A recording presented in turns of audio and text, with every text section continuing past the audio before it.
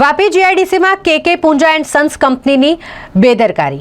જ્વલનશીલ પદાર્થનો નિકાલ કરવાની કાર્યપદ્ધતિમાં કાયદાની અવગણના કરવામાં આવી રહ્યું હોય તેવું નજરે પડી રહ્યું છે।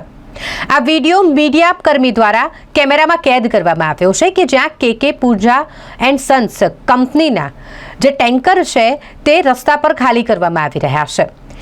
એક જ સરખા 50 જેટલા ડ્રમ જ્યાં ટેન્કરમાં લઈને આવવામાં આવ્યા હતા તેને મુખ્ય માર્ગ પર ખાલી કરવામાં આવી રહ્યા છે અને જેના પર ફ્લેમેબલ લિક્વિડ એટલે કે જ્વલનશીલ પદાર્થ એવું લખવામાં આવ્યું છે।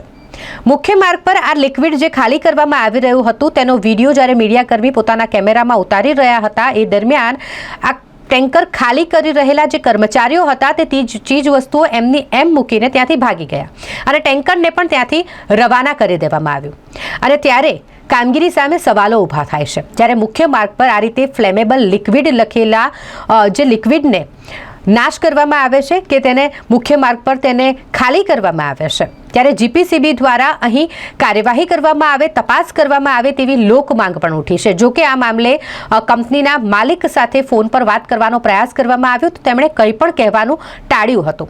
આ ફ્લેમેબલ લિક્વિડ લખેલા ડ્રમમાંથી કયું પ્રવાહી રોડ પર ખાલી કરવામાં આવ્યું છે તેની યોગ્ય માહિતી નથી, પરંતુ તેની તપાસ થાય તેવી લોક માંગ ઉઠી રહી છે। કારણ કે જો પર્યાવરણને આ ફ્લેમેબલ લિક્વિડથી નુકસાન થાય તો લોકોને પણ નુકસાન થઈ શકે તેમ છે, તેથી કરીને તપાસ થવી જરૂરી છે।